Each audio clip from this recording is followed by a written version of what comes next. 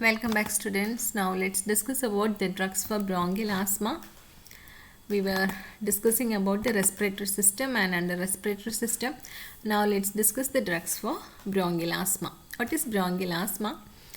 Bronchial asthma, it's a condition characterized by hyperresponsiveness of tracheobronchial smooth muscle. Okay, in bronchial asthma there will be hyperresponsiveness of tracheobronchial smooth muscle to various stimuli, and there will be narrowing of air tubes, increase in the bronchial secretions, mucosal edema, and mucus plex will be there. So our drugs, the drugs used for bronchial asthma should relax the air tubes, it should decrease the secretion, it should reduce the mucosal edema and mucus plex. And the symptoms of bronchial asthma are dyspnea, wheezing, cough, and also limitation of activity.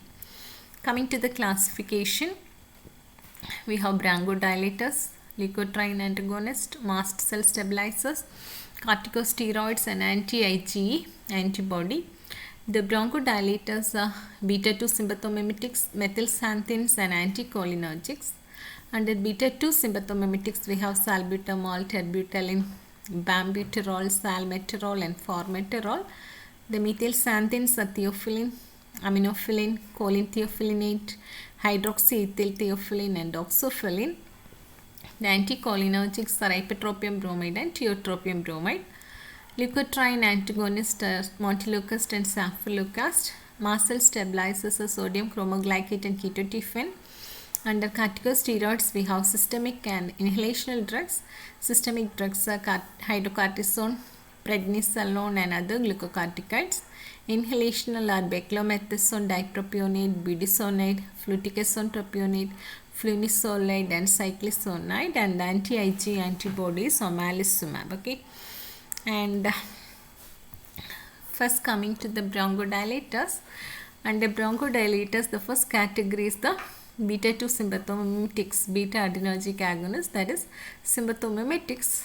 How these drugs act is the characters. Actually, they'll be relaxing the smooth muscles of airways, improve the mucociliary clearance, and increase the ciliary activity, inhibit the microvascular leakage in the airway, suppress the release of bronchoconstrictory mediators from mast cells, suppress the release of cytokines and basophil from inflammatory cell, and suppress the release of acetylcholine from postganglionic cholinergic nerves. Actually, we know cytokines, prostaglandins are inflammatory mediators. Then acetylcholine will be constricting the bronchial smooth muscles. There will be bronchoconstriction, and there should be appearance of mucus plex and all. That everything will be relieved with the help of sympathomimetic drugs. Mechanism of action of beta-2 agonist. This is a bronchial smooth muscle, and in the bronchial smooth muscle, beta-2 receptors are present. The beta-2 receptors, in the beta-2 receptors, the beta-2 agonist salbutamol will be binding, and this will convert ATP to cyclic AMP. There will be increase in level of cyclic AMP, and this will be producing bronchial relaxation. Also, this increase in level of cyclic AMP leads to decrease in release of inflammatory mediators and also decrease in the bronchial secretion. This is the mechanism of action of beta-2 agonist in bronchial asthma. So, what we discussed in the diagram is written in words. They act by beta-2 receptor stimulation.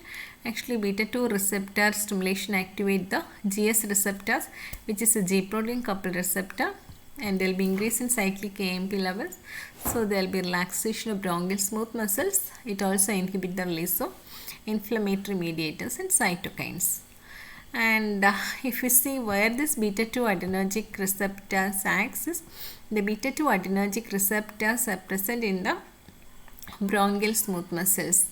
Actually, the red dots represents the beta-2 agonist, and they'll be relaxing the bronchial smooth muscles. Regarding salbutamol and terbutaline, they have the rapid onset of action and also short duration of action. Okay, regarding salbutamol and terbutaline, they have rapid onset and short duration of action. So we are preferring it in acute attack of asthma. Mainly it is used as an inhalation, and it cannot be used for prophylaxis, round the clock prophylaxis, because it produces various side effects like muscle tremor, palpitation, restlessness, nervousness, throat irritation, ankle edema, hypokalemia and all. So we will be reserving the oral drugs only for patients who cannot use the inhalers, and adjuvant to various other drugs. Okay, so regarding salbutamol, it is a short acting and rapid acting drug. Mainly we are using it as an inhaler, and it is preferred for acute asthma. It is not useful for round the clock prophylaxis because of adverse effects like muscle tremor, palpitation, restlessness, nervousness, throat irritation, ankle edema and hypokalemia. Next, regarding salmeterol, it's a long-acting selective beta-2 agonist. It is used for moderate to severe asthma. It's not useful for acute attack, and this can be useful for nocturnal asthma, the asthma which occurs during night time. Next is formoterol. It is a long-acting selective beta-2 agonist. It is having a rapid onset of action, and we can use in severe persistent asthma. Okay. Next is methylxanthines. Actually, theophylline. Theophylline is one of the methylated xanthine alkaloids. The methylated xanthine alkaloids are caffeine, theophylline and theobromine. And theophylline is a bronchodilator, and it acts by three different cellular mechanism. One is by inhibiting the enzyme phosphodiesterase. Actually, this phosphodiesterase will be metabolizing cyclic AMP. Phosphodiesterase is the enzyme which degrades cyclic AMP. By inhibiting phosphodiesterase, degradation of cyclic AMP will be inhibited. There will be increase in the cyclic AMP levels, which leads to bronchodilation. Next is blockade of adenosine receptors. Actually, adenosine will be contracting the smooth muscles in the bronchi. So blockade of adenosine receptors will lead to relaxation of bronchial smooth muscle. Then it will be releasing calcium from the sarcoplasmic reticulum, especially in skeletal and cardiac muscles. So the mechanism of action is attacked by three distinct cellular action. One is inhibit the phosphodiesterase, which degrades cyclic nucleotide intracellularly. You can see in this flowchart, ATP or GTP will be converted to cyclic AMP or cyclic GMP with the help of adenyl cyclase or guanylyl cyclase, which will be degraded by phosphodiesterase into 5 AMP, and cyclic AMP will be converted to 5 AMP. This will happen with the help of phosphodiesterase. This will be inhibited by theophylline, and we know increase in cyclic AMP level will leads to bronchodilation, cardiac stimulation and vasodilation in the bronchial, cardiac and vascular smooth muscles. Next is blockade of adenosine receptors, which leads to bronchodilation. And pharmacological action, this theophylline, it is having action on CNS, then CVS, smooth muscles, kidney, skeletal muscles, stomach, metabolism, mast cells and inflammatory cells. Coming to its action on CNS, caffeine and theophylline are CNS stimulants, and 150 to 250 milligram of caffeine will be produced, a sense of well-being, alertness. It will be beats boredom, malaise, fatigue, thinking, clearer, improvement in the motor activity. But higher doses cause nervousness, restlessness, panic, insomnia and excitement. And still, if you are giving in higher doses, there will be tremor, delirium and convulsion. And at higher doses, theophylline will be producing more adverse effects. And these alkaloids will be stimulating the vagal, respiratory and vasomotor center. And at higher doses, vomiting occurs due to gastric irritation and CT stimulation. Next is cardiovascular system. This methylxanthines will be stimulating the heart and increase the force of contraction. So the cardiac output and cardiac work are increased. At higher doses, cardiac arrhythmias are produced. Smooth muscles, it will be relaxing the smooth muscles, mainly bronchial smooth muscles. Kidney, they are having a diuretic effect by inhibiting the tubular reabsorption of sodium and water. Then skeletal muscles, they enhance the contractive power of skeletal muscles. And the stomach, it will be enhancing the secretion of acid and pepsin. Metabolism, the BMR will be increased. The plasma free fatty acid level will be increased, and there will be release of endogenous catecholamines, which is responsible for the effect. And in the mast cell and all inflammatory cells, it will be decrease the release of histamine from the mast cell, histamines and cytokines from the mast cell. Thus it is effective in COPD and bronchial asthma. These are the various pharmacological actions. Next, adverse effects of theophylline. If you see theophylline, it is having a narrow margin of safety, and the toxicity start from the upper part of therapeutic concentration range. Mainly adverse effects occurs in the GIT, CNS and CVS. Early symptoms are headache, nervousness and nausea, and the children are more likely to develop the CNS toxicity. So in this we can see the diagram showing efficacy and toxicity in the therapeutic range. At the lower doses, it is showing minimal side effects, and once the plasma concentration increases, the adverse effects also increases, like dyspepsia, difficulty in digestion, headache, nervousness and insomnia will occur around the plasma concentration of 10 microgram per ml. Then at higher concentration, there will be restlessness, tremor, vomiting, palpitation and diuresis. Still higher concentration will be producing agitation, tachypnea, flushing and hypertension. Then delirium, worsening of cardiovascular status, increased muscle tone, extrasystole. There will be flashes of light followed by convulsion, shock and arrhythmias, and death occurs. These are the various adverse effects, toxicities. And uses, it is useful in bronchial asthma and COPD. It acts by inhibiting the release of inflammatory mediators, improve the mucociliary clearance and stimulate the respiratory drive. But adverse effects like poor tolerability, narrow safety margin, lower efficacy, that and all decreases the use of theophylline. And it is useful in apnea of premature infant. In children, there may be apnea. In that condition, oral or IV theophylline can be given under close monitoring. Next is anticholinergic drugs. We know anticholinergic drugs are also atropinergic drugs. They act by blocking the M3 receptor mediated cholinergic constrictor tone. Okay, they will be block the M3 receptor mediated cholinergic constrictor tone.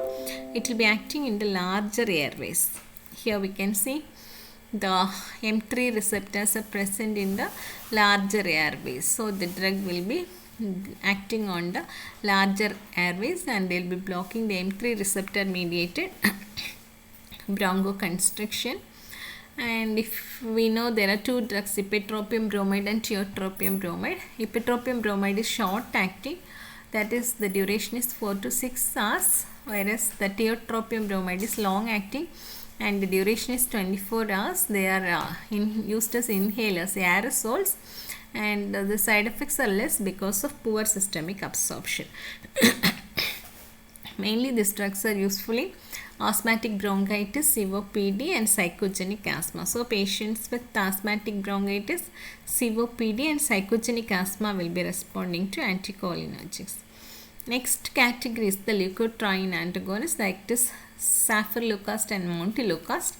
We know the leukotrienes are produced by the macrophages, eosinophils and other inflammatory cells. So these are responsible for the inflammation, and they are the mediators of bronchial asthma. Which are the mediators of bronchial asthma? Cystinoid leukotrienes, that is LTC4 and D4, which are produced by the macrophages, eosinophils and other inflammatory cells. And the drugs are saferleucast and montelukast. Mechanism, they competitively block the LT1 receptor mediated bronchoconstriction, airway mucus secretion, increase vascular permeability and recruitment of eosinophil. So there will be bronchodilation, reduce sputum, eosinophil count, suppression of bronchial inflammation, mucus and hyperreactivity will be reduced. It will be improving the lung function. and they can be used as prophylactic therapy.